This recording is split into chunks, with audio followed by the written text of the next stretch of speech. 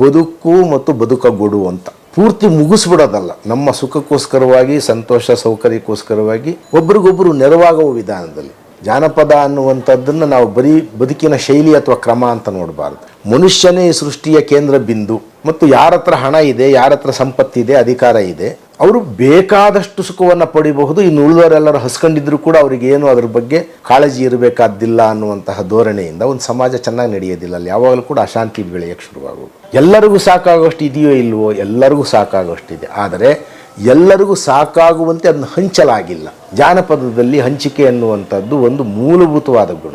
ಒಂದು ಬದುಕು ಮತ್ತು ಬದುಕಗೊಡು ಅನ್ನುವಂಥದ್ದು. ತಿಂಗಾಳು ಮುಳುಗಿದವೋ, ರಂಗೋಲ ಬೆಳಗಿದವೋ. ಇವತ್ತಿನ ಈ ಆಧುನಿಕ ಪ್ರಪಂಚಕ್ಕೆ, ಆಧುನಿಕ ಸಮಾಜಕ್ಕೆ ಜಾನಪದವನ್ನು ಬಿಟ್ಟೇ ಬದುಕ್ತಾ ಇದ್ದಾರೆ ಅಂತ ಹೇಳ್ಬೋದಂಥ ಸಮಾಜಕ್ಕೆ ಜಾನಪದ ಯಾಕೆ ಬೇಕಾಗಬಹುದು, ಅಥವಾ ಈ ಜಾನಪದ ಇದ್ದರೆ ಇನ್ನೂ ಒಳ್ಳೆಯದಾಗುತ್ತೆ ಅವ್ರು ಬದುಕು ಅಂತ ಅನಿಸುತ್ತಾ? ಈಗ ನಾವು ಜಾನಪದವನ್ನು ಯಾವ ನೆಲೆಗಟ್ಟಿನಿಂದ ನೋಡ್ತೀವಿ ಅನ್ನೋದ್ರ ಮೇಲೆ ಅದು ಉತ್ತರ ಆಗುತ್ತೋ ಇಲ್ಲವೋ ಈಗಿನ ಬದುಕಿನ ದಾಹಕ್ಕೆ ಅಂತ ನಾವು ಒಂದು ಆಲೋಚನೆಯನ್ನು ಮಾಡಬಹುದು. ಈಗ ಜನಪದರ ಜೀವನ ಶೈಲಿ, ಅವರ ಬದುಕಿನ ರೀತಿಗಳು ಮತ್ತು ಅವರ ನೀತಿಗಳು ಹೆಂಗೆ ಅಂತ ಹೇಳಿದರೆ, ಬದುಕು ಮತ್ತು ಬದುಕಗೊಡು ಅಂತ. ಅದು ತಾವು ಬದುಕಬೇಕು, ಅದು ಇತರರನ್ನು ಕೂಡ ಬದುಕೋದಕ್ಕೆ ಬಿಡಬೇಕು. ಪೂರ್ತಿ ಮುಗಿಸ್ಬಿಡೋದಲ್ಲ. ನಮ್ಮ ಸುಖಕ್ಕೋಸ್ಕರವಾಗಿ, ಸಂತೋಷ ಸೌಕರ್ಯಕ್ಕೋಸ್ಕರವಾಗಿ ಸಂಪನ್ಮೂಲವನ್ನಾಗಲಿ, ಪ್ರಾಣಿ ಸಂಕುಲವನ್ನಾಗಲಿ, ಪರಿಸರವನ್ನಾಗಲಿ ಮುಗಿಸ್ಬಿಡೋದಲ್ಲ ಅವ್ರದ್ದು ಇದು. ಹಾಗೇನೆ ನೆರೆಹೊರೆಯಲ್ಲಿರುವಂತಹ ಸಮುದಾಯಗಳು ಯಾವುದಿದೆ ಅವ್ರ ಜೊತೆಗೆ ಸದಾ ಸಂಘರ್ಷದಲ್ಲಿ, ಹೊಡೆದಾಟದಲ್ಲಿದ್ದು ಒಟ್ಟು ಯಾರನ್ನೂ ಅಧೀನ ಮಾಡ್ಕೊಂಡು ಬಿಡಬೇಕು ಅನ್ನುವಂಥದ್ದು ಅವರ ಜೀವನದ ನೀತಿ ಅಲ್ಲ. ಪರಸ್ಪರ ಸಹಕಾರ, ಸಹಯೋಗ, ಒಬ್ರಿಗೊಬ್ಬರು ನೆರವಾಗೋ ವಿಧಾನದಲ್ಲೇ ಈ ಜಾನಪದ ಸಂಸ್ಕೃತಿ ಅನ್ನುವಂಥದ್ದು, ನಾವೇನು ಕನ್ನಡ ಸಂಸ್ಕೃತಿ ಅಂತ ಇವತ್ತು ಕರಿತೀವಿ, ಕರ್ನಾಟಕದ ಸಂಸ್ಕೃತಿ ಅಂತ ಯಾವುದು ಕರಿತೀವಿ, ಇದು ಬೆಳೆದಿದ್ದೇ ಹಾಗೆ. ಒಬ್ರಿಗೊಬ್ಬರು ನೆರವಾಗುವ ವಿಧಾನದಲ್ಲಿ. ಅದು ಬಿತ್ತನೆ ಬೀಜಗಳನ್ನು ಹಂಚ್ಕೊಳ್ಳೋದ್ರಿಂದ ಇರ್ಬೋದು, ವ್ಯವಸಾಯ ಪದ್ಧತಿಗಳನ್ನು ಕಲಿಸೋದ್ರಿಂದ ಇರ್ಬೋದು, ದನದ ತಳಿಗಳನ್ನು ಪರಸ್ಪರ ವಿನಿಮಯ ಮಾಡ್ಕೊಳ್ಳೋದ್ರ ಮುಖಾಂತರ ಕರ್ನಾಟಕ ರಾಜ್ಯದ ತುಂಬ ಅವೆಲ್ಲವೂ ಕೂಡ ಹಬ್ಬ ರೀತಿಯಲ್ಲಿ ಮಾಡೋದ್ರಿಂದ ಇರ್ಬೋದು. ಈ ಥರ ಹಲವು ವಿಧಾನ. ಮುಖ್ಯವಾಗಿ ಏನು ಅಂತ ಹೇಳಿದರೆ, ಇವತ್ತು ಕಳೆದೋಗಿರುವಂಥದ್ದು ಬರೀ ಜನಪದರ ಶೈಲಿ ಮಾತ್ರ ಅಲ್ಲ. ಈಗ ಬದುಕಿನ ಶೈಲಿಗಳು ಯಾವಾಗಲೂ ಬದಲಾಗ್ತಾ ಇರ್ತವೆ ಕಾಲ ಕಾಲಕ್ಕೆ. ಒಂದು ಕಾಲದಲ್ಲಿ ಬರೀ ಒಂದೇ ಒಂದು ತುಂಡು ವಸ್ತ್ರ ಉಟ್ಕೊಂಡಿದ್ದವರು, ಆಮೇಲೆ ಅಂಗಿ ಹಾಕಿದ್ವಿ, ಆಮೇಲೆ ಅದ್ರ ಮೇಲೆ ಒಂದು ಶಾಲು ಹಾಕಿದ್ವಿ, ಅದ್ರ ಮೇಲೆ ಒಂದು ರುಮಾಲು ಕಟ್ಟಿದ್ವಿ. ಕಾಲಕ್ಕೆ ಅದು ಬದಲಾಗಿದೆ. ನಾವು ಹೇಳ್ತಾ ಇರುವಂಥದ್ದು ಜಾನಪದ ಅನ್ನುವಂಥದ್ದನ್ನು ನಾವು ಬರೀ ಬದುಕಿನ ಶೈಲಿ ಅಥವಾ ಕ್ರಮ ಅಂತ ನೋಡಬಾರ್ದು. ಮೊದಲಿದ್ದಂಗೆ ಹುಲ್ಲು ಗುಡಿಸಲುಗಳು ಮನೆಯಲ್ಲೇ ಇರಬೇಕು ಅಂತ ಏನು ನಾವು ವಾದ ಮಾಡಬೇಕಾದ್ದಿಲ್ಲ. ಆಗಿದ್ದ ರೀತಿಯಲ್ಲಿ ಮಣ್ಣುದಾರಿ ಮತ್ತು ಎತ್ತಿನ ಗಾಡಿಗಳಲ್ಲೇ ಓಡಾಡಬೇಕು ಅಂತಲೂ ಅಲ್ಲ. ಆದರೆ ಪರಿಸರಕ್ಕೂ ನಮಗೂ, ಇತರ ಸಮುದಾಯಗಳಿಗೂ ನಮಗೂ, ಸಂಪನ್ಮೂಲಗಳಿಗೂ ನಮಗೂ ಇರುವಂತಹ ಸಂಬಂಧ ಏನು, ನಾವು ಯಾವ ವಿಧಾನದಲ್ಲಿ ಅವುಗಳನ್ನು ಬಳಸ್ತೀವಿ, ಯಾವ ದೃಷ್ಟಿಕೋನದಿಂದ ಅವು ನೋಡ್ತಿದ್ದೀವಿ. ಮನುಷ್ಯನೇ ಈ ಸೃಷ್ಟಿಯ ಕೇಂದ್ರ ಬಿಂದು ಮತ್ತು ಯಾರ ಹತ್ರ ಹಣ ಇದೆ, ಯಾರ ಹತ್ರ ಸಂಪತ್ತಿದೆ, ಅಧಿಕಾರ ಇದೆ, ಅವರು ಬೇಕಾದಷ್ಟು ಸುಖವನ್ನು ಪಡಿಬಹುದು. ಇನ್ನು ಉಳಿದವರೆಲ್ಲರೂ ಹಸ್ಕೊಂಡಿದ್ರು ಕೂಡ ಅವರಿಗೇನು ಅದ್ರ ಬಗ್ಗೆ ಕಾಳಜಿ ಇರಬೇಕಾದ್ದಿಲ್ಲ ಅನ್ನುವಂತಹ ಧೋರಣೆಯಿಂದ ಒಂದು ಸಮಾಜ ಚೆನ್ನಾಗಿ ನಡೆಯೋದಿಲ್ಲ. ಅಲ್ಲಿ ಯಾವಾಗಲೂ ಕೂಡ ಅಶಾಂತಿ ಬೆಳೆಯೋಕ್ಕೆ ಶುರುವಾಗೋದು. ಅದರಿಂದ ಇವತ್ತಿನ ಸಮಾಜ ಅನುಭೋಗವಾದಿ ಸಮಾಜ ಇದು, ವ್ಯಕ್ತಿವಾದಿ ಸಮಾಜ ಇದು. ವ್ಯಕ್ತಿಯ ಸುಖವನ್ನು ಅದು ಎಷ್ಟು ತಾರಕಕ್ಕೇರಿಸುತ್ತೆ ಅಂತ ಹೇಳಿದರೆ ಎಲ್ಲವೂ ಕೂಡ ಇಂಡಿವಿಜುವಲೈಸ್ಡ್. ಮನರಂಜನೆಗಳು ಇಂಡಿವಿಜುವಲೈಸ್ಡ್, ಅಧ್ಯಯನವೂ ಇಂಡಿವಿಜುವಲೈಸ್ಡ್, ಸಾಧನೆಯೂ ಇಂಡಿವಿಜುವಲೈಸ್ಡ್. ನೀವೇನಾದ್ರು ಸಾಧನೆ ಮಾಡಿದರೆ ಅದು ಒಬ್ಬ ಏಕ ವ್ಯಕ್ತಿಯ ಸಾಧನೆಯನ್ನು ನಂಗೆ ತೋರಿಸ್ತಾರೆ. ಅದೊಂದು ಸನ್ನಿವೇಶ, ಒಂದು ಸಂದರ್ಭ, ಅವ್ರಿಗೆ ಕೊಟ್ಟ ಪ್ರಚೋದನೆ ಮತ್ತು ಅದು ಪ್ರೋತ್ಸಾಹದಿಂದ ಆ ರೀತಿ ಆಯಿತು ಅನ್ನೋದನ್ನು ಯಾರೂ ಗ್ರಹಿಸೋದಿಲ್ಲ. ಯಾವ ಸಾಧನೆ, ಯಾವ ವ್ಯಕ್ತಿ ಏನು ಮಾಡಿದರೂ ಕೂಡ ಅದಕ್ಕೆ ಯಾವಾಗಲೂ ಸಮಾಜದ ಕೊಡುಗೆ ಇದ್ದೇ ಇರುತ್ತೆ, ಆ ಸನ್ನಿವೇಶದ ಪ್ರಭಾವ ಇದ್ದೇ ಇರುತ್ತೆ. ಸಂಪನ್ಮೂಲಗಳೇ ಆಗಲಿ, ಅದು ನದಿ ಆಗಿರ್ಬೋದು, ಕಾಡಾಗಿರ್ಬೋದು, ಭೂಮಿ ಆಗಿರ್ಬೋದು. ಈಗ ಭೂಮಿಯನ್ನು ನಾವು ಹೆಂಗೆ ನೋಡ್ತೀವಿ, ಭೂಮಿ ನಮ್ಮನ್ನು ಹೆತ್ತಿದೆ, ಹೊತ್ತಿದೆ. ಭೂಮಿ ನಿರಂತರವಾಗಿ ಮುಂದಿನ ತಲೆಮಾರುಗಳಿಗೂ ಬೆಳಿಬೇಕು, ಅದರ ಸತ್ವ ಅದು ಉಳಿಬೇಕು ಅಂತ ನಾವು ಮಾಡೋದ್ರ ಬದಲು ಈ ಗಳಿಗೆಯಲ್ಲಿ ನನ್ನ ಕೃಷಿಯಿಂದ ನನಗೆ ಕೋಟ್ಯಾಂತರ ಲಾಭ ಬಂದುಬಿಡಬೇಕು, ಭೂಮಿಯ ಏನಾದರೂ ಪರವಾಗಿಲ್ಲ, ಅದಕ್ಕೋಸ್ಕರವಾಗಿ ರಾಸಾಯನಿಕ ವಸ್ತುಗಳನ್ನ ಸುರಿತೀವಿ, ರಸಗೊಬ್ಬರಗಳನ್ನ ಸುರಿತೀವಿ, ಕೀಟನಾಶಕಗಳನ್ನು ಸುರಿತೀವಿ. 10 ವರ್ಷ ಆದಮೇಲೆ ಆ ಭೂಮಿ ಅದು ಬೆಳೆಯೋದಕ್ಕೆ ಇರ್ಬೋದಾಗಿರುವ ಉತ್ಪಾದಕತೆಯೇ ಹೋಗ್ಬಿಡುತ್ತೆ. ಅದಕ್ಕೆ ಮತ್ತೆ ರಸಗೊಬ್ಬರಗಳನ್ನು ಹಾಕ್ತೀವಿ, ಅದರಿಂದ ಮತ್ತೆ ತೊಂದರೆಗೀಡಾಗ್ತಾ ಹೋಗುತ್ತೆ. ಅದು ಜಲಮೂಲಗಳನ್ನು ಕೆಡಿಸುತ್ತೆ, ವಾತಾವರಣವನ್ನು ಕೆಡಿಸುತ್ತೆ. ದೃಷ್ಟಿಕೋನ ಏನು? ಈಗ ನಮಗೆ ತಿನ್ನೋದಕ್ಕೆ ಸಾಕಾಗೋಷ್ಟು ಇದೆಯೋ ಇಲ್ವೋ? ತಿನ್ನೋದಕ್ಕೆ ಸಾಕಾಗೋಷ್ಟಿದೆ. ಎಲ್ಲರಿಗೂ ಸಾಕಾಗೋಷ್ಟು ಇದೆಯೋ ಇಲ್ವೋ? ಎಲ್ಲರಿಗೂ ಸಾಕಾಗೋಷ್ಟಿದೆ. ಆದರೆ ಎಲ್ಲರಿಗೂ ಸಾಕಾಗುವಂತೆ ಅದನ್ನು ಹಂಚಲಾಗಿಲ್ಲ. ಜಾನಪದದಲ್ಲಿ ಹಂಚಿಕೆ ಅನ್ನುವಂಥದ್ದು ಒಂದು ಮೂಲಭೂತವಾದ ಗುಣ, ಒಂದು ಬದುಕು ಮತ್ತು ಬದುಕಗೂಡು ಅನ್ನುವಂಥದ್ದು. ನೋಡಿ, ನಾನು ಯಾವುದೋ ಒಂದು ಬುಡಕಟ್ಟು ಸಮಾಜನ ಅಧ್ಯಯನ ಮಾಡಬೇಕಾದ್ರೆ ಅವರು ಬೇಟೆಗಾರ ಸಮುದಾಯ ಅವ್ರು ಹೇಳ್ತಿದ್ರು ಬೇಟೆ ಮಾಡೋದಕ್ಕೆ ಏನು ಮಾಡ್ತಿದ್ರು ಅಂತ. ಯಾವತ್ತೂ ಕೂಡ ಅವ್ರು ಬೇಟೆ ಆಡೋದಕ್ಕೆ ಮುದ್ದುಗುಂಡುಗಳನ್ನು ಬಳಸ್ತಿರ್ಲಿಲ್ಲ. ಉರುಳಾಕೋದು ಇಲ್ಲ ಬಿಲ್ಲು ಬಾಣ, ಮ್ಯಾಕ್ಸಿಮಮ್ ಅಂದರೆ ಅವ್ರು ಬಿಲ್ಲು ಬಾಣ ಬಳಸೋದು, ಇಲ್ಲ ಏನೋ ಸಾಮೂಹಿಕವಾಗಿ ಹೋಗಿ ಅದನ್ನು ಬಲೆ ಹಾಕಿ ಹಿಡ್ಕೊಂಬರೋದು, ಈ ಥರದ್ದು ಮಾಡ್ತಿದ್ರು. ಅವ್ರು ಹೇಳ್ತಿದ್ದೇನೆಂದರೆ ಅದ್ರ ನೀತಿ ಏನು? ಯಾವುದಾದ್ರೂ ಒಂದು ಪ್ರಾಣಿಯನ್ನು ಅಟ್ಟಿಸ್ಕೊಂಡು ಹೋದರೆ ಅವತ್ತು ಬೇಟೆಗೆ ಅಂತ ಹೇಳಿ ಅದೆಲ್ಲ ಒಂದು ಕಡೆ ಬಚ್ಚಿಟ್ಕೊಳ್ಳುತ್ತೆ, ಯಾವುದೋ ಒಂದು ಪೊದೆನಲ್ಲೋ ಅಥವಾ ಇನ್ಯಾವುದೋ ಕಡೆಯಲ್ಲಿ ಬಚ್ಚಿಟ್ಕೊಳ್ಳುತ್ತೆ. ಆಗ ಈ ಸುತ್ತುವರಿಯೋದು ಇದೆಯಲ್ಲ, ಇವ್ರು ಬೇಟೆ ಆಡೋಕ್ಕೆ ಹೋದರು 4 ಕಡೆಗಳಿಂದ ಸುತ್ತುವರಿಯಂಗಿಲ್ಲ, 3 ಕಡೆಗಳಲ್ಲಿ ಸುತ್ತುವರಿಯಬೇಕು. ಒಂದು ಕಡೆ ಅದಕ್ಕೆ ಬಿಡಬೇಕು. ಅಂದರೆ ಅದರ ಅದೃಷ್ಟದಲ್ಲಿ ಅದು ಬದುಕಿಕೊಳ್ಳೋ ಯೋಗ ಇದ್ದರೆ ಅದು ತಪ್ಪಿಸ್ಕೊಂಡು ಹೋಗೋದಕ್ಕೂ ಒಂದು ಅವಕಾಶವನ್ನು ಬಿಟ್ಟಿರಬೇಕು. ಯಾಕಂದರೆ ಅದು ನಿಸರ್ಗದ ಭಾಗ, ನಮ್ಮ ಆಹಾರ ಇರ್ಬೋದು. ಅದನ್ನು ಹಾಗೆ 4 ಕಡೆಗಳಿಂದ ಕವರ್ ಮಾಡೋದು ಅನ್ನೋದು ಅನ್ಯಾಯದ ಕ್ರಮ ಅಂತ. ಬೇಟೆ ಆಡೋಕ್ಕೆ ಹೋದಾಗಲೂ ಕೂಡ ಅದೊಂದು ನೀತಿ. ಮತ್ತು ಅವ್ರು ಯಾವಾಗಲೇ ಬಿಲ್ಲು ಬಾಣ ಹಿಡಿದು ಹೊಡಿಬೇಕು ಅಂತ ನೋಡಬೇಕಾದ್ರೆ ಅಕಸ್ಮಾತ್ ಆ ಪ್ರಾಣಿ ಗರ್ಭ ಆಗಿದೆ ಅಂತ ಗೊತ್ತಾದರೆ, ಗರ್ಭಿಣಿ ಆಗಿದೆ ಅಂತ ಗೊತ್ತಾದರೆ ಬಾಣ ಹೊಡಿಬಾರ್ದು ಅಂತ ಆ ಬುಡಕಟ್ಟು ಸಮುದಾಯದ ನೀತಿ. ಯಾಕೆಂದರೆ ನಾವು ತಿನ್ನೋದಕ್ಕೆ ಕೊಲ್ಲಬೇಕಾಗಿರೋದು ಅದರ ತಾಯಿನ. ಈಗ ಅದ್ರ ಹೊಟ್ಟೆ ಒಳಗಿರೋ ಕಂದನ್ನು ಕೊಂದು ಬಿಡ್ತೀವಲ್ಲ, ಅದು ಸಾವಿಗೆ ಅರ್ಹವಾದ್ದಲ್ಲ. ಯಾಕಂದರೆ ಕೊಂದ ಪಾಪ ತಿಂದರೆ ಹೋಗುತ್ತೆ. ತಿನ್ನೋದಕ್ಕೋಸ್ಕರ ಆದರೆ ಮಾತ್ರ ಕೊಲ್ಲಬೇಕು, ಸುಮ್ಮನೆ ಆಟಕ್ಕೆ ಕೊಲ್ಲಂಗಿಲ್ಲ, ವಿನಾಕಾರಣ ಕೊಲ್ಲಂಗಿಲ್ಲ. ಇನ್ನು ಆಹಾರ ಆಗದವರು ಮಾತ್ರ ಅದನ್ನು ಕೊಲ್ಲಬೇಕು, ಮೋಜಿಗೋಸ್ಕರ ಅದನ್ನು ಕೊಲ್ಲಂಗಿಲ್ಲ. ಗರ್ಭಿಣಿಯಾಗಿರುವಂಥ ಮರಿ ಸಮೇತ ಅದರ ತಾಯಿನ ಕೊಂದರೆ ಪ್ರಕೃತಿ ವಿರುದ್ಧವಾದದ್ದು. ಅದು ಇನ್ನೊಂದು ಮರಿನ ಹುಟ್ಟಿಸ್ತಿತ್ತಲ್ಲ, ಅದು ನಮ್ಮ ಆಹಾರ ಆಗ್ತಿತ್ತು. ನಾಳೆ ನಾವು ಅದನ್ನ ಕೊಂದುಬಿಟ್ರೆ ಅದನ್ನ ತಿನ್ನಂಗೂ ಇಲ್ಲ ಹೊಟ್ಟೆ ಒಳಗಿರೋ ಗರ್ಭನ. ಆದ್ದರಿಂದ ಅದು ತಪ್ಪು ಅಂತ. ಇದು ಬದುಕು ಮತ್ತು ಬದುಕಗೂಡು ಅನ್ನುವಂತಹ ನೀತಿಯ ಸಮೇತ ಬೆಳೆದಿರುವಂಥದ್ದು. ಯಾವಾಗಲೂ ಕೂಡ ಇದು ಆಹಾರ ದೇವರು ನಿರ್ಮಾಣ ಮಾಡಿರೋ ಸರಪಳಿ ಆದ್ದರಿಂದ ಅದನ್ನ ಯಾವ್ಯಾವ್ದನ್ನ ತಿನ್ಬೋದು ತಿಂದಿದ್ದಾರೆ ಹೊರತು ಮೋಜಿಗೋಸ್ಕರ ಬೇಟೆ ಆಡೋದು, ಮನರಂಜನೆಗೋಸ್ಕರ ಬೇಟೆ ಆಡೋದೆಲ್ಲವೂ ಕೂಡ ರಾಜರು ಮಹಾರಾಜರ ಅಭ್ಯಾಸ, ಮಾಮೂಲಿ ಜನರ ಅಭ್ಯಾಸ ಅಲ್ಲ. ಜನಪದರು ಮೋಜಿಗೆ ಮನರಂಜನೆಗೆ ಪ್ರಾಣಿಗಳನ್ನು ಹೊಡೆದು ಹಿಂಸೆ ಮಾಡಿ ಓಡಿಸಿ ತನ್ನ ದಿಗ್ವಿಜಯ ಮೆರೆಯೋದಕ್ಕೋಸ್ಕರ ಹುಲಿ ನೋಡದೆ ಆನೆನ ಹೊಡೆದೆ. ಜನಪದರ ಆನೆಗೇನೆ ಹೊಡಿತಿರ್ಲಿಲ್ಲ, ಯಾಕೆ ಆನೆ ತಿಂತಿರಲಿಲ್ಲ. ಹುಲಿ ಸಿಂಹ ಬಂದರೆ ಓಡೋಗೋರೆ ಹೊರತು ಬಚ್ಚಿಟ್ಕೊಳ್ಳೋರು ಮತ್ತು ಅದು ಬರೆದಿರಂಗೆ ಮಾಡೋರು ಹೊರತು ಹುಲಿಗಳನ್ನ ಹೊಡಿಬೇಕು ಅಂತ ಹೇಳ್ಬಿಟ್ಟು ಹೋಗಿ ಹುಲಿ ನೋಡಿದ್ರೆ ಆಮೇಲೆ ಫೋಟೋ ಹೊಡಿಸ್ಕೊಂಡು ನಾವು ಈ ಹುಲಿ ಹೊಡೆದ್ವಿ, ಆ ಅಭ್ಯಾಸವೇ ಅವ್ರಿಗಿರಲಿಲ್ಲ. ಅವರು ತಿನ್ನಬಹುದಾದ ಪ್ರಾಣಿಗಳನ್ನ ಮಾತ್ರ ಸಾಕ್ತಿದ್ರು, ಅದ್ರ ಜೊತೆಗೆ ಸಂಗೋಪನೆಯೂ ಮಾಡ್ತಾಯಿದ್ರು. ಅವು ಉಳಿಯೋದಕ್ಕೆ ಬೆಳೆಯೋದಕ್ಕೆ ಬಿಡ್ತಿದ್ರು. ಅದು ಒಂದು ನೀತಿ ಅವರಿಗೆ. ಎರಡನೇದು ಉಳಿಯೋದು ಮತ್ತು ಒಡೋದು ಅನ್ನುವಂತಹ ನೀತಿಯ ಜೊತೆಗೆ ಅವರಿಗೆ ಕೆಲವು ನೈತಿಕವಾಗಿರುವಂತಹ ಅವರಿಗೆ ವಿಷಯ ಇದಿರ್ತಿತ್ತು.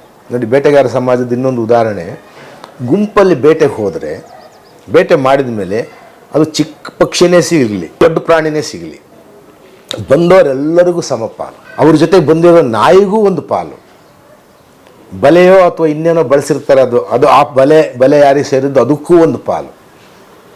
ನನಗೆ ಆಶ್ಚರ್ಯ ಅನಿಸ್ ಭಾಳ ಸಣ್ಣ ಸಣ್ಣ ಪ್ರಾಣಿಗಳು ನೋಡಿದಾಗ ನೀವು ಹೆಂಗೆ ಹಂಚ್ಕೊಳ್ತಿದ್ರಿ ಅಂತ. ಅದಾಯ್ತು ಸರ್, ಒಂದು ಉಗುರೋ ಒಂದು ಬಾಲ್ವೋ ಒಂದು ಕಿವಿಯೋ ಎಲ್ಲರ ಪಾಲು. ತೀರಾ ಅದನ್ನ ಹಂಗೆ ಮಾಡೋಕ್ಕಾಗಲ್ಲ ಹಂಚಕ್ಕೆ ಅಂತ ಆದರೆ ಎಲ್ಲರೂ ಸೇರಿ ಅಲ್ಲೇ ಅದನ್ನು ಏನಾದ್ರು ಬೇಯಿಸ್ಬಿಟ್ಟು ಒಂದೊಂದು ಸ್ವಲ್ಪ ತಿಂದ್ಬಿಡೋದು ಅಷ್ಟೇ. ಆದರೆ ಒಬ್ಬರಿಗೆ ಸೇರಿದ್ದಿದ್ದು ಕೂಲಿಗೋಸ್ಕರ ಹೋಗಿ ಹೊಡೆದ್ವಿ ಅನ್ನೋ ಪ್ರಶ್ನೆನೇ ಇಲ್ಲ ಅಂತ ಹೇಳಿ. ಸೊ ಇದು ಹಂಚಿಕೆ ಬಗ್ಗೆ ಅವರಿಗಿರುವಂತಹ ಒಂದು ಮೂಲಭೂತವಾಗಿರುವಂತಹ ನಿಲುವು ಭಾಳ ಮುಖ್ಯವಾಗಿರುವಂಥದ್ದು ಜನಪದರಲ್ಲಿದೆ. ಇಲ್ಲಿ ಹಂಗಲ್ಲ, ಇಲ್ಲಿ ಯಾರು ಬೇಕಾದ್ರೂ ಮೋಸ ಮಾಡಿ ಯಾರ ಪಾಲನೆ ಯಾರು ಬೇಕಾದ್ರೂ ಕಸ್ಕೊಳ್ಬೋದು, ಎಲ್ಲರ ಶ್ರಮನೂ ಯಾರೋ ಒಬ್ಬರು ಹೊಡ್ಕೋಬೋದು. ಇದು ಆಧುನಿಕ ಬದುಕಿನ ದಾಹ ಏನಂದರೆ ರೀತಿ ನೀತಿಗಳಿಲ್ಲದೆ ಆಸೆಗಳನ್ನು ಮಾತ್ರ ಹುಟ್ಟಿಸ್ತಾ ಇದೆ. ಏನು ಮಾಡಿದರೂ ಪರವಾಗಿಲ್ಲ, ಸಮಾಜದಲ್ಲಿ ಸುಖವಾಗಿರ್ಬೋದು. ಭ್ರಷ್ಟಾಚಾರ ಆದರೂ ಮಾಡು, ಕಳ್ತನ ಆದರೂ ಮಾಡು, ಮೋಸ ಆದರೂ ಮಾಡು, ಇನ್ನೊಬ್ಬರನ್ನು ವಂಚನೆ ಆದರೂ ಮಾಡು. ಹಾಗಾಗಿ ವಂಚಿಸೋದು ಅನ್ನೋದು ಒಂದು ದೊಡ್ಡ ವಿಧಾನ ಆಗೋಗಿದೆ. ಈ ಜಾನಪದರಲ್ಲಿ ನೋಡಿ ಎಷ್ಟು ಇದಾಗಿರುತ್ತೆ ಅಂದರೆ ನಾವು ಅದನ್ನ ವೈಭವೀಕರಿಸಬೇಕು ಅಂತಲ್ಲ, ಮಾತು ಕೊಡೋದು ಅಂತ. ಮಾತಾಡಿದ್ದೆ, ಮಾತು ಕೊಟ್ಟಿದ್ನಪ್ಪ, ಅದೇನು ಬರವಣಿಗೆಯಲ್ಲಿಲ್ಲ, ದಾಖಲೆಯಲ್ಲಿಲ್ಲ, ಸಾಕ್ಷಿ ಇರಲೇಬೇಕು ಅಂತಿಲ್ಲ. ಎದುರಿನ ವ್ಯಕ್ತಿ ಕೇಳಿದರೆ ನೀನು ಅವತ್ತು ಹೇಳಿದ್ದೆ ಅಲ್ಲೇನಯ್ಯ, ಹೇಳಿದ್ದೆ. ಮತ್ತು ಇವು ಕಷ್ಟವೋ ಸುಖವೋ ಅದನ್ನು ಪಾಲಿಸಬೇಕು. ಇವನಿಗಿರೋದು ಎರಡೇ ದಾರಿ, ಮಾತು ಕೊಟ್ಟಿದ್ದೆ ಪಾಲಿಸ್ತೀನಿ, ಇಲ್ಲ ಅಂದರೆ ನನಗೆ ಕಷ್ಟ ಆಗಿದೆ ಅಂತ ಅವನ್ನ ಬೇಡ್ಕೊಳ್ಬೇಕು. ಇಲ್ಲ ನನಗೆ ಕಷ್ಟ ಆಗಿದೆ, ಏನು ಮಾಡಲಿ, ಹೊರತು ಅವನ ಮೇಲೆ ದಬಾಯಿಸೋದಾಗಲಿ, ನಾನು ಹಂಗೆ ಹೇಳೇ ಇರಲಿಲ್ಲ ಅಂತಾಗಲಿ, ಆ ರೀತಿಯಾಗಿ ಅವ್ರು ಯಾರೂ ಕೂಡ ಮಾತಾಡ್ತಿರ್ಲಿಲ್ಲ. ಈಗ ಹಂಗಲ್ಲ, ದಾಖಲೆ ಬರೆದಿದ್ದು, ಬರವಣಿಗೆ ಬರೆದು, ಸಾಕ್ಷಿಗಳನ್ನು ಇಟ್ಕೊಂಡಿದ್ದರೂ ಕೂಡ ಬೇಕಾದ್ರೆ ಕೋರ್ಟಲ್ಲಿ ಹೋಗಿ ವಾದ ಮಾಡಿಬಿಡ್ತಾರೆ. ಇಲ್ಲ ನನಗೆ ಸಂಬಂಧ ಇಲ್ಲ, ನನ್ನ ಸೈನೇ ಅಲ್ಲ ಅದು, ನನಗೆ ಬೆದರಿಸಿ ಬರೆಸಿದ್ರು, ಏನು ಹೇಳ್ತಾರೆ. ಅಂದರೆ ಯಾಕೆ ಹಂಗಾಗೋಗಿದೆ ಅಂದರೆ, ಇವತ್ತು ಮನುಷ್ಯ ಮೌಲ್ಯಗಳಿಗೆ ಬದುಕೋದು ಅನ್ನೋದಕ್ಕಿಂತ ಹೆಚ್ಚಾಗಿ ಹಣಕ್ಕೋಸ್ಕರ ಬದುಕೋದು, ಲಾಭಕ್ಕೋಸ್ಕರ ಬದುಕೋದು ಅನ್ನೋ ಒಂದು ದಾರಿ ಬಂದೋಗಿದೆ. ಲಾಭ ಯಾವಾಗ ನಮ್ಮ ಚಿಂತನೆಯ ಕೇಂದ್ರ ಬಿಂದು ಆಗುತ್ತೆ, ಏನಾದರೂ ಮಾಡ್ಬೋದು ಲಾಭಕ್ಕೋಸ್ಕರ ಅಂತ. ನೀವು ಕಳಪೆ ಔಷಧಿಗಳನ್ನು ಮಾರ್ಬೋದು, ಕಲಬೆರಕೆ ಆಹಾರವನ್ನು ಮಾರ್ಬೋದು, ಬೆಲೆಯೇ ಇಲ್ದಿರೋ ವಸ್ತುಗೆ ಏನೋ ಬ್ರ್ಯಾಂಡ್ ಕ್ರಿಯೇಟ್ ಮಾಡಿಬಿಟ್ಟು ಇದು ಭಾಳ ದೊಡ್ಡ ಮೌಲ್ಯ ಇದ್ದು ಅಂತ ಹೇಳ್ಬಿಟ್ಟು ನಾವು ಗ್ರಾಹಕರಿಂದ ಹಣ ಕಿತ್ಕೊಳ್ಬೋದು.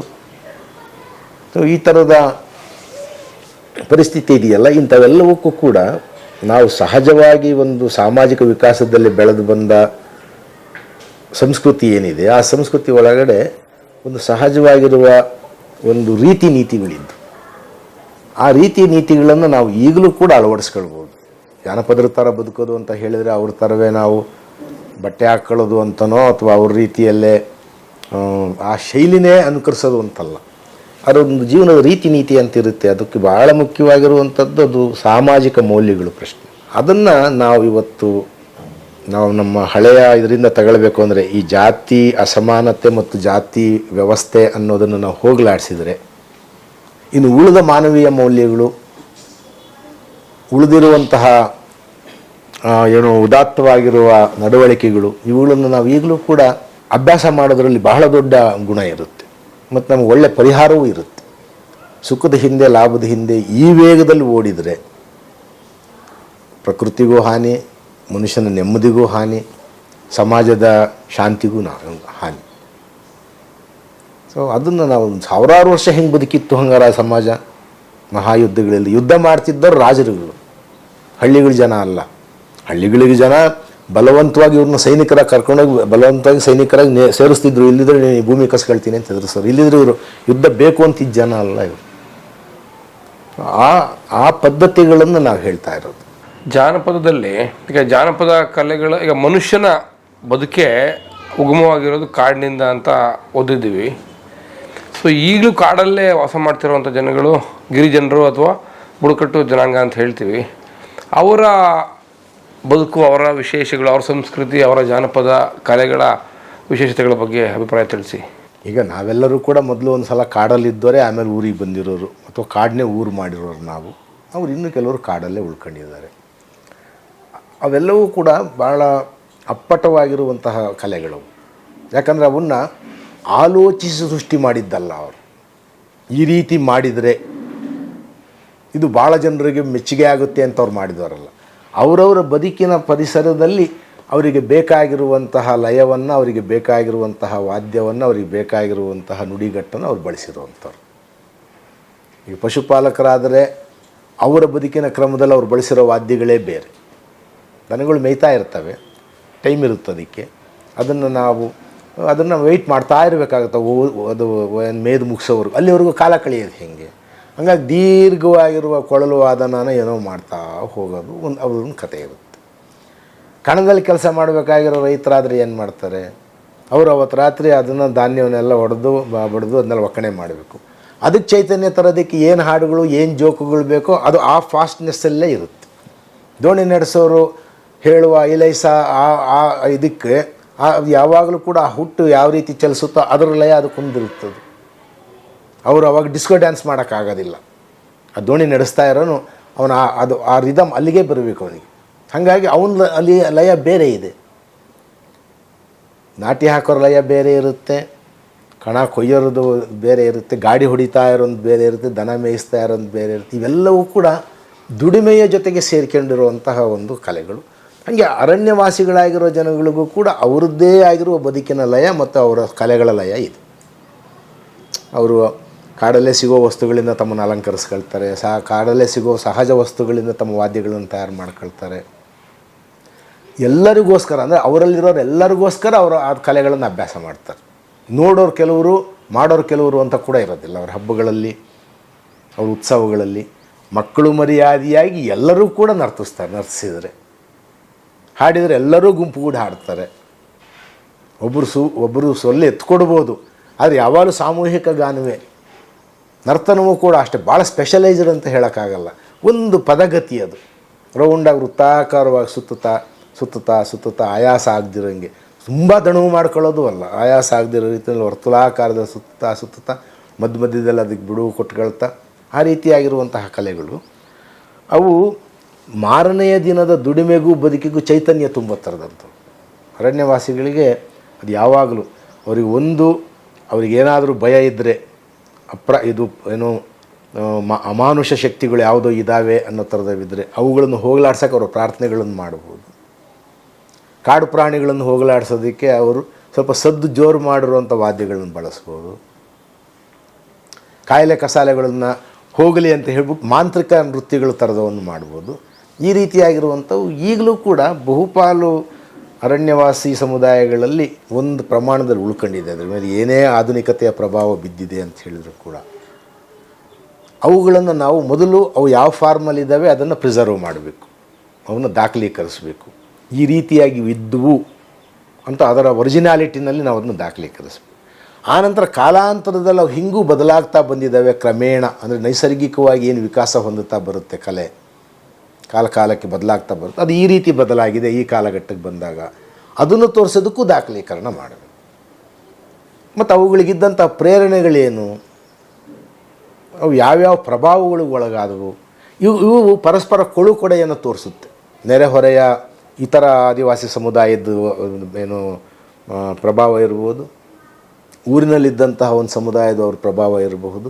ಇವೆಲ್ಲವೂ ಅವ್ರು ಕಲ್ತಿರ್ತಾರೆ, ಅವರಿಂದ ಇವ್ರು ಕಲ್ತಿರ್ತಾರೆ. ಯಾವತ್ತೂ ಕೂಡ ಇದೆಲ್ಲ ಐಸೋಲೇಷನಲ್ಲಿರುತ್ತೆ ಅಂತ ನಾವೇನು ಅಂದ್ಕೊಳ್ಬೇಕಾದ್ದಿಲ್ಲ. ಅದನ್ನು ಆ ಪರಸ್ಪರ ಪ್ರಭಾವಗಳನ್ನು ಕೂಡ ನಾವು ಗಮನಿಸಿ ನೋಡಬೇಕು. ಅರಣ್ಯವಾಸಿ ಜನ ಈಗಲೂ ಒಂದು ವಿಶಿಷ್ಟ ಬದುಕಿನ ಕ್ರಮದಲ್ಲಿ ಬದುಕ್ತಿದ್ದಾರೆ. ಅವರಿಗೆ ನಾವು ಕೊಡಬೇಕಾಗಿರೋದು ಏನಂದರೆ, ನಾವು ನಗರಗಳಲ್ಲಿ ನಾಡಿನಲ್ಲಿರೋರು ಏನು ಸಂಶೋಧನೆಗಳ ಮುಖಾಂತರ ಆಧುನಿಕತೆಯ ಮುಖಾಂತರ ಕಂಡುಹಿಡ್ಕೊಂಡಿದ್ದೀವಿ, ಆ ಥರದ ಅವ್ರಿಗೆ ಅಗತ್ಯ ಇರುವ ಕೆಲವು ತಂತ್ರಜ್ಞಾನವನ್ನು, ವಿಜ್ಞಾನವನ್ನು, ಅವರಿಗೆ ಸಲಕರಣೆಗಳನ್ನು ಒದಗಿಸ್ಬಿಟ್ಬಿಡ್ಬೇಕು. ನಮ್ಮಂಗಾಗ್ರಿ ಅಂತ ಒತ್ತಾಯ ಮಾಡೋದಲ್ಲ. ನೀವು ಕಾಡು ಜನ ಇದ್ದಂಗಿದ್ದೀರಾ ಅಂತ ಹೇಳಬಾರ್ದು. ಎಲ್ಲರೂ ಕಾಡು ಜನರೇ ಮೊದಲು, ಒರಿಜಿನಲ್ ಆಗಿದ್ದಾರೆ ಅವರಷ್ಟೇ. ಅವ್ರನ್ನ ಕಾಡು ಜನ ಅನ್ನಬಾರ್ದು, ಒರಿಜಿನಲ್ ಜನ ನೀವು ಅನ್ಬೇಕು.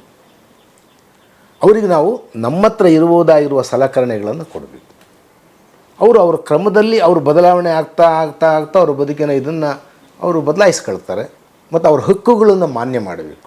ನೂರಾರು ವರ್ಷಗಳ ಕಾಲ ಅರಣ್ಯವಾಸಿಗಳಾಗಿರೋ ಜನನ ನಾವು ಇದ್ದಕ್ಕಿದ್ದಂತೆ ಅಭಯಾರಣ್ಯದ ಹೆಸರಲ್ಲಿ ಒಕ್ಕಲೆಬ್ಬಿಸ್ಬಿಡೋದು,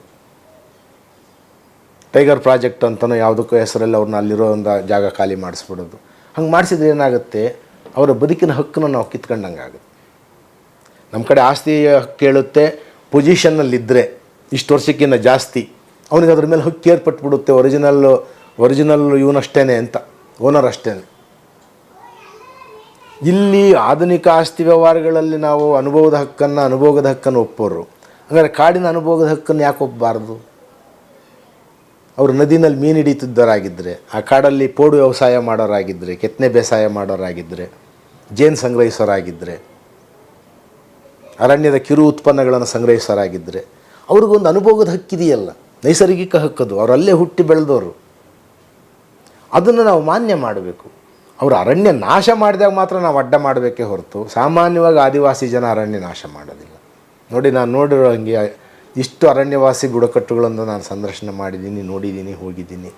ಯಾರೂ ಕೂಡ ಈ ಬೀಟೆ, ಹೊನ್ನೆ, ತೇಗ ಈ ಥರದ ದುಬಾರಿ ವಸ್ತುಗಳ ಮನೆಗಳನ್ನು ಕಟ್ಟಿರೋದು, ಆ ಥರದ ಸಲಕರಣೆಗಳನ್ನ ಅವ್ರ ಮನೆಯಲ್ಲಿ ಬಳಸಿರೋದು ನಾನು ನೋಡಿ. ಅವ್ರು ಬಳಸೋದೆಲ್ಲ ಗೆದ್ದಲು ಬರದೇ ಇರುವಂಥ, ಮಳೆ ಗೀಳೆ ಬಿದ್ದರೂ ಏನೂ ಆಗದೇ ಇರುವಂತಹ ತಾಳಿಕೆ ಬರುವಂಥ ಮರ ಮಟ್ಟುಗಳು. ಸೊಟ್ಟ ಇದ್ರೂ ಪರವಾಗಿಲ್ಲ, ಬಿದಿರೊಂದು ಬಳಸ್ತಾರೆ. ಒಳಗಡೆ ಅವರು ಬಳಸುವಂಥ ಯಾವುದೇ ಮೇಜು, ಕುರ್ಚಿ, ಮಂಚ ಈ ಥರದವಿ ಭಾಳ ಸರಳವಾಗಿರ್ತವೆ. ಅವು ಯಾವುವು ಕೂಡ ಈ ಥರ ಹೊನ್ನೆ, ಬೀಟೆ, ಈ ಥರದ ದುಬಾರಿ ಇವೆಲ್ಲವನ್ನು ನಾವು ನಗರಗಳಲ್ಲಿರೋರು ಕಲಿತ್ವಿ. ಇದು ಭಾಳ ದುಬಾರಿ ಮರ, ಬೀಟೆ ಮರ ಭಾಳ ಕಾಸ್ಟ್ಲಿ, ಹೊನ್ನೆ ಮರ ಭಾಳ ಕಾಸ್ಟ್ಲಿ, ಅಥವಾ ತೇಗದ ಮರ ಭಾಳ ಇಂಪಾರ್ಟೆಂಟು, ಇದನ್ನು ಭಾಳ ಶೋಕಾಗಿರುವಂತಹ ಫರ್ನಿಚರ್ ಮಾಡ್ಬೋದು. ಅದನ್ನ ಅವ್ರು ಯಾವತ್ತೂ ಕೂಡ ಗಿರಿಜನರು ಯಾವತ್ತೂ ಆ ರೀತಿ ಅವ್ರು ಬಳಸೇ ಇಲ್ಲ. ಯಾವ ಗಿರಿಜನರೂ ಕಾಡೆಮ್ಮೆ ಕೋಣದ ಇದು ಕೊಂಬುಗಳನ್ನು ಅಥವಾ ಜಿಂಕೆ ಕೊಂಬುಗಳನ್ನು ಅವನ ಮನೆಯಲ್ಲಿ ಅಲಂಕಾರದ ವಸ್ತು ಅಂತ ತಗಲಾಕಿಲ್ಲ. ತಿಂದಿರ್ತಾನೆ ಮತ್ತು ಅವ್ನಿಗೆ ಅದರದ್ದು ಏನು ವ್ಯಾಲ್ಯೂ ಏನಿರೋಲ್ಲ, ಅಲ್ಲಿ ಬಿಸಾಡಿರ್ತಾನೆ ಅಷ್ಟೇ. ಅದರಿಂದ ಅರಣ್ಯ ನಾಶಕ್ಕೆ ಅವ್ರು ಯಾವತ್ತೂ ಕಾರಣ ಆಗೋದಿಲ್ಲ. ಯಾಕಂದ್ರೆ ಅವ್ರು ನಂಬಿರೋದು ಅರಣ್ಯನೇ. ಆದ್ದರಿಂದ ಅರಣ್ಯ ನಾಶ ಆಗಿಬಿಟ್ರೆ ತಾವು ಅಲ್ಲಿ ಇರೋಕ್ಕಾಗಲ್ಲ ಅಂತ ಅವ್ರಿಗೆ ಗೊತ್ತಿದೆ. ಆದರೆ ನಾವು ಊರಲ್ಲಿದ್ದ ಅಭ್ಯಾಸ ಆಗಿರೋರಿಗೆ, ಅರಣ್ಯ ಇಲ್ಲದೆ ಅಭ್ಯಾಸ ಆಗಿರೋರಿಗೆ ಅರಣ್ಯವೇ ನಮಗೆ ದೊಡ್ಡ ತೊಂದರೆ ಥರ ಕಾಣಿಸ್ತಾ ಇದೆ. ಅದರಿಂದ ಅವರ ಅರಣ್ಯವಾಸಿಗಳ ಹಕ್ಕುಗಳನ್ನು ನಾವು ಈಗಲೂ ಕೂಡ ಹೇಳ್ತಾ ಇರೋದಿಲ್ಲ. ಅವರಿಂದ ಅರಣ್ಯಕ್ಕೆ ತೊಂದರೆ ಬರ್ತಾಯಿದೆ. ಅರಣ್ಯಕ್ಕೆ ತೊಂದರೆ ಬರೋದಾದ್ರೆ ಇಷ್ಟು ಅರಣ್ಯ ಹಿಂಗಿತ್ತು. ಅವ್ರು ಮೊದಲೆಲ್ಲ ಭಾಳ ಜನ ಇದ್ರಲ್ಲ ಕಾಡಲ್ಲೇನೆ. ಈ ಕಾಡಲ್ಲಿರೋ 3/4 ಜನ ನಾವು ಊರಿಗೆ ಬಂದಿದ್ದೀವಿ. ಎಲ್ಲರೂ ಕಾಡಲ್ಲಿರೋ ಕಾಲದಲ್ಲಿ ಮತ್ತು ಕಾಡನ್ನ ನಾಶ ಮಾಡಿದ್ದಾರೆ ಯಾರು? ಬ್ರಿಟಿಷರು ಬಂದಾಗ ಅವರು ರೈಲ್ವೆ ಸ್ಲೀಪರ್ಸಿಗೆ ಅಂತ ಕಡಿದಷ್ಟು ಉತ್ತಮವಾಗಿರುವ ಮರಗಳನ್ನು ಕಡಿದಷ್ಟು ಪ್ರಮಾಣದಲ್ಲಿ ಹಿಂದೆ ಯಾರೂ ಕಡ್ದಿರಲಿಲ್ಲ. ಊರಲ್ಲಿ ಯಾರೋ ಒಬ್ಬರೋ ಇಬ್ಬರೋ ಭೂಮಾಲೀಕರಿದ್ದರೆ ಅವ್ರ ಮನೆಗಳಿಗೆ ತೊಲೆ ತೀರುಗಳು ದೊಡ್ಡ ಮಾಡಿದ್ದಿರ್ಬೋದು. ಮಿಕ್ಕಂಗೆ ಇಡೀ ಗ್ರಾಮದಲ್ಲಿದ್ದಂಥ ಜನ ಎಲ್ಲರೂ ಕೂಡ ಆರ್ಡಿನರಿ ಗುಡಿಸಲುಗಳಲ್ಲೇ ಇರ್ತಿದ್ದರು. ಅದರಿಂದ ನಾವು ಅವರ ಹಕ್ಕುಗಳನ್ನು ಗೌರವಿಸೋದು, ನಮ್ಮ ಸೌಕರ್ಯಗಳನ್ನು ಅವ್ರಿಗೆ ಒದಗಿಸ್ಕೊಡೋದು ಆಧುನಿಕವಾಗಿ ನಾವು ಅವರಿಗೆ ಕೊಡ್ಬೋದಾಗಿರುವ ಬೆಂಬಲ ಅದು. ಆದರೆ ಅವ್ರನ್ನ ನಿರ್ವಸಿತರನ್ನಾಗಿ ಮಾಡೋದು, ಅಲ್ಲಿಂದ ಸ್ಥಾನಪಲ್ಲಟ ಮಾಡಿಸಿ ತಂದು ಇಲ್ಲೆಲ್ಲೋ ಊರಿನ ಹೊರಗಡೆ ಹಾಕ್ಬಿಡೋದು, ಆ ರೀತಿಯಾದ್ದು ಮಾಡಬಾರ್ದು. ಮತ್ತು ಸಾಧ್ಯವಾದಷ್ಟು ಅವ್ರ ಭಾಷೆ, ಅವರ ಪ್ರಭೇದ ಏನು ಮಾತಾಡ್ತಾರೆ ಅವರು, ಆ ಭಾಷೆಯಲ್ಲಿ ನಾವು ಪುಸ್ತಕಗಳನ್ನು ತಯಾರು ಮಾಡಿಕೊಟ್ರೆ ಅವ್ರ ಮಕ್ಕಳು ಅದರಲ್ಲೇ ಕಲಿತಾರೆ. ಅದ್ರ ಜೊತೆಗೆ ಒಂದು ಜನರಲ್ ನಾಲೆಡ್ಜಿಗೆ ಬೇಕಿರೋದು ಇನ್ನೂ ಒಂದು ಲ್ಯಾಂಗ್ವೇಜ್ನು ಕಲಿಸ್ರಿ. ಯಾವಾಗಲೂ ನಾಲೆಡ್ಜನ್ನ ಅವರಿಗೆ ಭಾಳ ಚಿರಪರಿಚಿತವಾಗಿರುವ ಭಾಷೆಯಲ್ಲೇ ಕೊಡ್ತಾ ಹೋದರೆ ಅದು ಜ್ಞಾನ ಭಾಳ ವಿಕಾಸ ಆಗುತ್ತೆ. ನಾವು ಇದ್ದಕ್ಕಿದ್ದಂತೆ ಅವ್ರ ಮೇಲೆ ಹೋಗಿ ಇಂಗ್ಲೀಷು, ನಮ್ಮ ಶಿಷ್ಟ ಕನ್ನಡ, ನಿಮಗೆ ಹಿಂಗೆ ಮಾತಾಡೋಕ್ಕೆ ಬರೋದಿಲ್ಲ, ಈ ಪದ ನಿಮ್ಗೆ ಅರ್ಥ ಆಗ್ತಿಲ್ಲ ಅನ್ನುವ ರೀತಿಯಲ್ಲಿ ನಾವು ಅವ್ರನ್ನ ರಿಂಗ್ ಮಾಸ್ಟರ್ಸ್ ಥರ, ಕಾಡು ಪ್ರಾಣಿಗಳನ್ನು ಪಳಗಿಸೋ ಸರ್ಕಸ್ನ ರಿಂಗ್ ಮಾಸ್ಟರ್ಸ್ ಥರ ವರ್ತಿಸಬಾರ್ದು. ನಾಗರಿಕ ಸಮಾಜ ಅವರ ಜೊತೆಗೆ ಗೌರವದಿಂದ ಮತ್ತು ಸಹಕಾರ ಕೊಡುವ ಒಂದು ವಿಧಾನದಲ್ಲಿ ವರ್ತಿಸಬೇಕು. ಅಂದರೆ ಬುಡಕಟ್ಟು ಗಿರಿಜನರು ನಾಡಿನ ಜೊತೆಗೆ, ಅಂದರೆ ಊರಿನ ಜೊತೆಗೆ ಪಟ್ಟಣಗಳ ಜೊತೆಗೆ ಸಂಪರ್ಕವನ್ನು ಉತ್ತಮವಾಗಿ ಏರ್ಪಡಿಸ್ಕೊಂಡು ಬದುಕನ್ನು ಉತ್ತಮಗೊಳಿಸ್ಕೊಳ್ಳೋಕ್ಕಾಗಲ್ವ ಅಂತ. ಈಗ ನಮ್ಮ ಭಾರತದ ಗಿರಿಜನರ, ಆದಿವಾಸಿಗಳ, ಬುಡಕಟ್ಟುಗಳ ವಿಶೇಷತೆ ಏನು ಅಂತ ಹೇಳಿದರೆ, ಚರಿತ್ರೆಯ ಯಾವ ಕಾಲಘಟ್ಟದಲ್ಲೂ, ಅಂದರೆ ತೀರಾ ಪುರಾತನ ಶಿಲಾಯುಗ ಆ ಕಾಲ ಬಿಟ್ಟರೆ, ಆನಂತರ ಒಂದು ಸಲ ಹೊಸ ಶಿಲಾಯುಗವೋ ಅಥವಾ ಕಂಚಿನ ಯುಗವೋ ತಾಮ್ರ ಯುಗವೋ ಬಂದ ಮೇಲೆ, ಊರುಗಳು ಮತ್ತು ಕಾಡುಗಳು ಅಂತ ಎರಡೂ ಏರ್ಪಟ್ಟ ಮೇಲೆ ಭಾರತದ ಬುಡಕಟ್ಟುಗಳು ಯಾವತ್ತೂ ಕೂಡ ಕಂಪ್ಲೀಟ್ ಐಸೋಲೇಷನ್ ಅನ್ನೋ ಪರಿಸ್ಥಿತಿನಲ್ಲಿ ಎಂದೂ ಇರಲಿಲ್ಲ. ಅವ್ರು ಕಾಡಲ್ಲಿ ಅವ್ರು ಇರೋರು, ಈ ಊರುಗಳು ಇಲ್ಲಿರೋವು. ಕಾಡಿಗೆ ಅವ್ರು ಬಂದು, ಇವರು ಕಾಡಿಗೆ ಹೋಗಿ ಕೆಲವು ಸಲ ಅವರಿಂದ ಏನೇನೋ ಕಲ್ತ್ಕೊಂಬರೋರು, ಇಸ್ಕೊಂಬರೋರು. ಅವರು ಕೂಡ ಊರಿನ ಜಾತ್ರೆಗಳಿಗೆ ಬರೋದು, ಬಂದು ಲೋಹದ ಸಲಕರಣೆಗಳನ್ನು, ಪಾತ್ರೆ ಪಗಡಗಳನ್ನು ಅವ್ರು ತಯಾರು ಮಾಡದೇ ಇರೋನು ಇಲ್ಲಿ ಕೊಂಡ್ಕೊಂಡು ಹೋಗೋದು. ಸೊ ಯಾವಾಗಲೂ ಕೂಡ ಹಾಗೆ ಅವ್ರ ಪಾಡಿಗೆ ಅವ್ರು ಬದುಕ್ತಿದ್ರು ಅಂತ ಹೇಳಿದರೆ ಇನ್ಯಾರನ್ನೂ ಅವ್ರು ಕಂಡೇ ಇರ್ತಿರ್ಲಿಲ್ಲ, ನೋಡೇ ಇರ್ತಿರ್ಲಿಲ್ಲ ಅಂತಲ್ಲ. ಮೈಸೂರು ಮಹಾರಾಜರು ಸೋಲಿಗರ ಖ್ಯಾತೆ ದೇವರಿಗೆ ಉತ್ಸವ ನಡೆದಾಗ ಎಷ್ಟೋ ಸಲ ಹೋಗಿರೋದಿದೆ ಕೇಗುಡಿ ಫಾರೆಸ್ಟಲ್ಲಿ. ಅಲ್ಲಿರೋ ಸೋಲಿಗರು ವರ್ಷಕ್ಕೊಂದು ಸಲ ಅಲ್ಲಿ ಸಿಕ್ಕ ಜೇನನ್ನು ಮತ್ತು ಇನ್ನು ಕೆಲವು ವಸ್ತುಗಳನ್ನು, ಕಿರು ಉತ್ಪನ್ನಗಳನ್ನು ತಂದು ಮಹಾರಾಜರ ಅರಮನೆ ಕಾಣಿಕೆ ಅಂತ ಕೊಟ್ಟು ಇವ್ರು ಕೊಡೋ ಕಂಬಳಿಗಳನ್ನು, ಔಷಧಿಗಳನ್ನು ಇತ್ಯಾದಿಗಳನ್ನು ಇರಿಸ್ಕೊಂಡು ಹೋಗಿರೋದಿದೆ. ಆದರೆ ಮೈಸೂರು ಅರಸರು ಆವಾಗ ಅವರ ರಾಜ್ಯಭಾರದಲ್ಲಿ ಸೋಲಿಗರನ್ನ ಸ್ಥಾನಪಲ್ಲಟ ಮಾಡೋಕ್ಕೆ ಯಾರೂ ಪ್ರಯತ್ನ ಪಡಲಿಲ್ಲ, ಅದನ್ನು ಆಕ್ರಮಿಸೋಕ್ಕೆ ಯಾರೂ ಪ್ರಯತ್ನ ಪಡಲಿಲ್ಲ. ಅವರು ಕೂಡ ಅಲ್ಲಿರೋರೆಲ್ಲ ನಾವು ಬಂದು ಮೈಸೂರಲ್ಲಿ ಇರ್ತೀವಿ ಅಂತ ಯಾರೂ ಪ್ರಯತ್ನ ಪಡಲಿಲ್ಲ. ಮಹಾರಾಜರು ಬೇಟೆ ಸಂದರ್ಭದಲ್ಲಿ ಹೋದಾಗ ಪ್ರಾಣಿಗಳನ್ನು ಬೇಟೆ ಆಡಲಿಕ್ಕೆ ಇವರನ್ನ ಬುಡಕಟ್ಟುಗಳನ್ನು ಬಳಸ್ತಿದ್ರು. ಯಾಕಂದ್ರೆ ಅವರಿಗೆ ನಾಲೆಡ್ಜ್ ಇರುತ್ತಲ್ವ, ಎಲ್ಲಿ ಯಾವ ಪ್ರಾಣಿ ಇರುತ್ತೆ, ಎಲ್ಲಿ ಅದು ಸಿಗುತ್ತೆ, ಮತ್ತು ಅದರ ಚಲನವಲನ ರೀತಿ ಏನು, ಯಾವುದರಿಂದ ಹೊಡೆದ್ರೆ ಅದು ಸಾಯುತ್ತೆ. ನಗರದಲ್ಲಿರೋರಿಗೆ ಏನು ಗೊತ್ತಿರುತ್ತೆ? ಒಂದು ಆದಿವಾಸಿ ಜನನೇ ಹೇಳ್ಕೊಡ್ಬೇಕು, ಇಂಥ ಪ್ರಾಣಿ ಇಂಥ ಸಮಯದಲ್ಲಿ ಅದು ಪುಷ್ಕಳವಾಗಿರುತ್ತೆ. ಇನ್ನು ಕೆಲವು ಸೀಸನ್ಸ್ ಇರ್ತವೆ, ಇವಾಗೆಲ್ಲ ಬೆದೆ ಬಂದಿರೋ ಸಮಯ, ಈಗೆಲ್ಲ ಹೆಚ್ಚು ಕಡಿಮೆ ಗಬ್ಬಾಗಿರೋ ಸಮಯ, ಅಂಥ ಟೈಮಲ್ಲಿ ನಾವು ಬೇಟೆಗಳಿಗೆ ಆರಿಸಬಾರ್ದು. ಅಥವಾ ಚಿಕ್ಕ ಮರಿಗಳಿರೋ ಸಮಯ, ತಾಯಿ ತಂದೆಯನ್ನು ಹೊಡೆದ್ಬಿಟ್ರೆ ಚಿಕ್ಕ ಮರಿಗಳು ಅನಾಥ ಆಗೋಗುತ್ತೆ. ಹಾಗಾಗಿ ಅವಕ್ಕೆಲ್ಲ ಸೀಸನ್ ಇತ್ತು. ಆ ಸೀಸನನ್ನು ಹೇಳ್ತಿದ್ದಾರೆ ಯಾರು? ಅದು ಬುಕ್ನಲ್ಲಿ ಬರೆದಿರ್ತಿರ್ಲಿಲ್ಲ, ಅಲ್ಲಿ ಆದಿವಾಸಿಗಳು ಹೇಳ್ಕೊಡೋರು. ಈ ಸೀಸನ್ನು ಎಲ್ಲವೂ ಬೆಳೆದಿರ್ತವೆ, ಎಲ್ಲ ಒಳ್ಳೆಯ ಮಣಕಗಳಾಗಿರ್ತವೆ. ಈಗ ಬೇಟೆಗೆ ಹೋದರೆ ಆಹಾರ. ಸರ್ಕಾರಗಳು ಅಥವಾ ವ್ಯವಸ್ಥೆ ಇವರ ಸಂಸ್ಕೃತಿ ಅಥವಾ ಇವರ ಕಲೆಯನ್ನು ಪ್ರಿಸರ್ವ್ ಮಾಡೋಕ್ಕೆ, ಅಂದರೆ ಸಂರಕ್ಷಣೆ ಮಾಡೋ ದೃಷ್ಟಿನಲ್ಲಿ ಏನಾದರೂ ಕಾರ್ಯಕ್ರಮಗಳನ್ನ ತಗೊಳ್ಬೇಕು ಸರ್? ಮಾಡಿದೆ. ಗಿರಿಜನ ಸಂರಕ್ಷಣಾ ಯೋಜನೆಗಳಿದ್ದಾವೆ, ಗಿರಿಜನ ಅಭಿವೃದ್ಧಿ ಇಲಾಖೆಗಳು ಮಾಡಿದ್ದಾರೆ, ಬುಡಕಟ್ಟು ಸಂಶೋಧನಾ ಅಧ್ಯಯನ ಕೇಂದ್ರಗಳನ್ನು ಮಾಡಿದ್ದಾರೆ. ಸಮಸ್ಯೆ ಇರೋದು ಏನು ಅಂತ ಹೇಳಿದರೆ, ನಮ್ಮ ಪರಿಹಾರಗಳನ್ನು ಅವ್ರಿಗೆ ಹೋಗಿ ಸೂಚಿಸಿ ಅವ್ರ ಮೇಲೆ ಹೇರೋದ್ರ ಬದಲು ಅವರು ಏನು ಪರಿಹಾರ ಬೇಕು ಅಂದ್ಕೊಳ್ತಿದ್ದಾರೆ ಅನ್ನೋದನ್ನು ಅವ್ರನ್ನ ಕೇಳೇ ನಾವು ಯೋಜನೆಗಳನ್ನು ರೂಪಿಸೋ ರೀತಿಯಲ್ಲಿ ಆಗಬೇಕು. ಈಗ ಅವ್ರ ಕಲೆ ಸಂಗ್ರಹಿಸಿಡೋದಂದ್ರೆ ಅರ್ಥ ಏನು? ಇವರೇನು ಮಾಡ್ತಾರೆ, ಯಾರೋ ಒಬ್ಬರು ಇಂಡಿವಿಜುವಲ್ ಆರ್ಟಿಸ್ಟ್ನ ಕರೆಸಿ ಅವೊಂದು ಪೂರ್ತಿ ರೆಕಾರ್ಡ್ ಮಾಡಿಡ್ತಾರೆ. ಅದ್ರ ಬದಲು ಅಲ್ಲಿ ಅದು ಯಾವಾಗಲೂ ಗುಂಪಲ್ಲಿ ಆಚರಣೆಯಲ್ಲಿರುತ್ತೆ. ಒಂದು ಹಾಡು ಹೇಳು ಅಂತ ಹೇಳಿದರೂ ಕೂಡ ಅವ್ರಿಗೆ ಅದೊಂದು ಉತ್ಸವ, ಅದೊಂದು ಸಮಾರಂಭ, ಅದೊಂದು ಸಂದರ್ಭ. ಯಾವಾಗಂದ್ರೆ ಅವಾಗಲೇ ಅದೆಲ್ಲದೂ ನರ್ತನ ಮಾಡೋದಿಲ್ಲ. ನೀವು ಯಾವಾಗ ಸನ್ನಿವೇಶದಿಂದ ಅದನ್ನ ಬೇರ್ಪಡಿಸಿ ನೀನು ಇವಾಗ ಕಲೆಯನ್ನು ತೋರಿಸುವಂತ ಕೃತಕವಾಗಿರುತ್ತೆ. ನಾವು ಸಹಜವಾಗಿ ಅವರ ಆಚರಣೆಗಳು ನಡೆಯೋ ಸಂದರ್ಭಕ್ಕೆ ಹೋಗಬೇಕು. ಅವ್ರ ಕಲೆ ಯಾವತ್ತೂ ನಡೀತಾ ಇರುತ್ತೋ ಅವಾಗ ಹೋಗಿ ನಾವು ಡಾಕ್ಯುಮೆಂಟೇಷನ್ ಮಾಡಿ ಅವ್ರನ್ನ ಇಲ್ಲಿ ಕರ್ಕೊಂಬಂದು ಸ್ಟುಡಿಯೋದಲ್ಲಿ ಮಾಡೋದಲ್ಲ, ಕೃತಕ ಆಗೋಗಿರುತ್ತದು. ಮತ್ತು ನಾವು ಡೈರೆಕ್ಷನ್ಸ್ ಬೇರೆ ಮಾಡಿಬಿಡ್ತೀವಿ ಅವರಿಗೆ. ನೀವು ಈ ಕಡೆಯಿಂದ ಬಾ, ಆ ಕಡೆಯಿಂದ ಬಾ, ಲೈಟಿಂಗ್ ಆ ಕಡೆ ಸರಿ ಇಲ್ಲ, ಇದೇನೋ ಮಾಡ್ತೀವಿ ನಾವು. ಅದರಿಂದ ಇಲ್ಲ, ಅದು ಪದ್ಧತಿ ಹಂಗಲ್ಲ. ನೀವು ಸಹಜವಾಗಿ ಅದರ ಇರೋ ಕ್ರಮದಲ್ಲಿ ಹಿಡಿಬೇಕು ಅಂದರೆ ಅದು ಯಾವಾಗ ನಡೆಯುತ್ತೋ ಆಗ ಹೋಗಬೇಕು. ಯಾವ ಜಾತ್ರೆ, ಯಾವಾಗ ರೊಟ್ಟಿ ಹಬ್ಬ ನಡೆಯುತ್ತೆ, ಯಾವಾಗ ಭೂಮಿ ಹುಣ್ಣಿಮೆ ನಡೆಯುತ್ತೆ, ಆ ಟೈಮಿಗೆ ಹೋಗ್ಬೇಕು. ನಾವು ಕಾಯಬೇಕು. ಮತ್ತು ಅವ್ರದ್ದು ನಮಗೆ ನಮ್ಮ ಟೈಮಿಂಗ್ ಶೆಡ್ಯೂಲ್ ಥರ ಕಾಲ್ಶೀಟ್ ಥರ ನಡೆಯಲ್ಲ. ಅದು ಬೆಳಗ್ಗೆ ಒಂದು ಪೂಜೆ ನಡೆದರೆ ಆಮೇಲೆ ಮಧ್ಯಾಹ್ನ ಎಲ್ಲ ಖಾಲಿ ಅವರು, ತಿರುಗಿ ಸಾಯಂಕಾಲ ಯಾವುದೋ ಶುರು ಹಚ್ಕೇಳ್ತಾರೆ. ನಾವು ರೆಡಿ ಇರಬೇಕು. ಅದೇ ನಾನು ಹೇಳೋದು, ಅವ್ರನ್ನ ಪ್ರದರ್ಶನ ವಸ್ತುಗಳ ಥರ ನೋಡೋದು, ದಾಖಲಿಸಿಡೋದು ಕೂಡ ಅಲ್ಲ. ಆ ಗೌರವಕ್ಕೆ ಇದೆಲ್ಲವೂ ನಮ್ಮ ಪರಂಪರೆಯ ಭಾಗ ಆಗಿತ್ತು ಮತ್ತು ಇದು ಆದಿಮ ಆಗಿತ್ತಿದ್ದು, ಮೂಲ ಆಗಿತ್ತಿದ್ದು ಅನ್ನುವ ಗೌರವಕ್ಕೆ ಅದನ್ನು ಸಂಗ್ರಹಿಸೋಕ್ಕೆ ನಾವು ಹೋದಾಗ ನಾವು ಅವರಿಗೆ ಏನು ಉಪಕಾರ ಮಾಡ್ತಿದ್ದೀವಿ ಅನ್ನೋ ಧೋರಣೆಯಲ್ಲಿ ಹೋಗಬಾರ್ದು. ಈಗ ಇರೋದೆಲ್ಲವೂ ಕೂಡ ಏನೋ ನಾವು ನೆರವು ನೀಡೋರು ಅಂತ, ಅಂದರೆ ನಾವೇನೋ ಅವರಿಗೆ ಯಾವುದನ್ನ ಕೊಡ್ತಾ ಇರೋರು, ಅವ್ರ ಪಾಪ ಇಸ್ಕೊಳ್ಳೋಕ್ಕೋಸ್ಕರ ಕಾದ್ಕೊಂಡಿರೋರು ಅಂತ ಅವ್ರನ್ನ ಆ ಸ್ಥಿತಿ ತಳ್ಳಿಬಿಟ್ಟಿದ್ದೀವಿ. ನಾವು ಆಲೋಚಿಸ್ತಿದ್ದೀವಿ, ನಾವು ಕೊಡುವ ಶಕ್ತಿ ಉಳ್ಳವರು, ಅವರು ಇಸ್ಕೊಳ್ಳೋದಕ್ಕೋಸ್ಕರ ಕಾದಿರೋರು. ಅವ್ರನ್ನ ಇಸ್ಕೊಳ್ಳೋ ಅನಿವಾರ್ಯತೆಗೆ ದುಡಿದವರು ನಾವು. ಅವ್ರು ನಮ್ಮ ಹತ್ರ ಯಾಕೆ ಕೇಳ್ತಾರೆ? ಅವ್ರು ಭಾಳ ಸ್ವಾಭಿಮಾನಿಗಳು. ಗಿರಿಜನರು ಮತ್ತು ಅರಣ್ಯವಾಸಿ ಜನ ಕೊಟ್ಟು ಗೊತ್ತಿರೋರೇ ಹೊರತು, ನೀವು ಯಾರೇ ಅಪರಿಚಿತರು ಅವ್ರ ಮನೆಗೆ ಹೋದ್ರೂ ಅವ್ರು ತಿಂತಾ ಇರೋದು ಏನಾರಿದ್ರೆ ನಿಮಗೂ ತಿನ್ನಿರಿ ಸ್ವಲ್ಪ ಅಂತ ಕೊಡ್ತಾರೆ. ಒಂದೇ ರೊಟ್ಟಿ ಇದ್ರೂ ಜೇನುತುಪ್ಪ ಇದ್ದರೆ ಜೇನುತುಪ್ಪ ಕೊಡ್ತಾರೆ, ತಗೊಳ್ರಿ ತಿನ್ನಿರಿ ಅಂತ. ಯಾಕಂದ್ರೆ ಅವ್ರು ಕೊಂಡ್ಕೊಂಬಂದಿರೋದಿಲ್ಲ. ನಾವು ಎಲ್ಲದಕ್ಕೂ ಬೆಲೆ ಕಟ್ಟೋದು, ದುಡ್ಡು ಇಡೋದು, ಏನಾರು ಕೊಡಬೇಕು ಅಂದರೆ ಮಾಡೋದು. ಮಾತನಾಡಣ್ಣಯ್ಯ ಮಾತನಾಡು, ಏ ಮುದ್ದು ಏ ಗಿಳಿಯೇ ಮಾತನಾಡು.